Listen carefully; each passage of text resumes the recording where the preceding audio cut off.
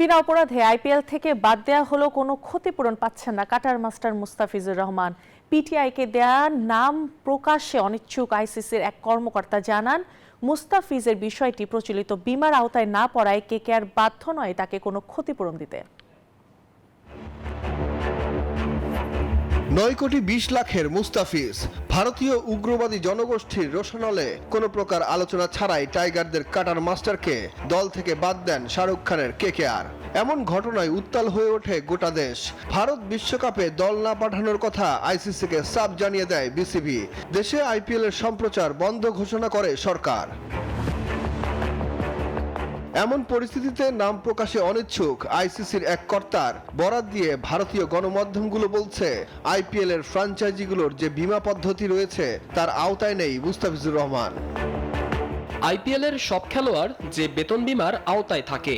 বিদেশি আন্তর্জাতিক খেলোয়াড়দের ক্ষেত্রে সাধারণত ফ্র্যাঞ্চাইজি তখনই অর্থ পরিশোধ করে যদি তারা ক্যাম্পে যোগ দেওয়ার পর বা টুর্নামেন্ট চলাকালে চোট পান। সাধারণভাবে বীমা থেকে সর্বোচ্চ 50% পর্যন্ত পরিশোধ করা হয়। তবে ভারতের কেন্দ্রীয় চুক্তিভুক্ত খেলোয়াড়দের ক্ষেত্রে পরিস্থিতি তুলনামূলক ভালো, কারণ তারা সাধারণত বিসিসিআই এর কাছ থেকে অর্থ পেয়ে থাকেন।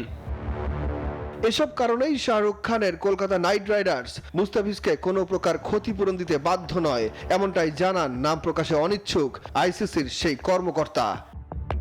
বীমা দাবির ক্ষেত্রে বর্তমান পরিস্থিতি অন্তর্ভুক্ত নয়, তাই কেকেআর এর কোনো আইনি বাধ্যবাধকতা নেই এক পয়সাও দেয়ার। বিষয়টি দুর্ভাগ্যজনক হলেও মুস্তাফিজের সামনে কার্যত আইনি পথ ছাড়া আর কোনো বিকল্প নেই। তাও আবার আইপিএল ভারতীয় আইনের আওতায় পড়ে। কোনো বিদেশি ক্রিকেটারই সাধারণত এই পথে যেতে চান না। তবে ভারতীয় গণমাধ্যমগুলোতে প্রকাশিত প্রতিবেদনে নাম প্রকাশে অনিচ্ছুক আইসিসির সেই কর্মকর্তা জানান, বৃহত্তর ভূ রাজনৈতিক প্রেক্ষাপটও এখানে বড় প্রতিবন্ধক হিসেবে কাজ করছে। ভারত বাংলাদেশ রাজনৈতিক সম্পর্ক ভারত পাকিস্তান সম্পর্কের তুলনায় অনেক বেশি পরিবর্তনশীল।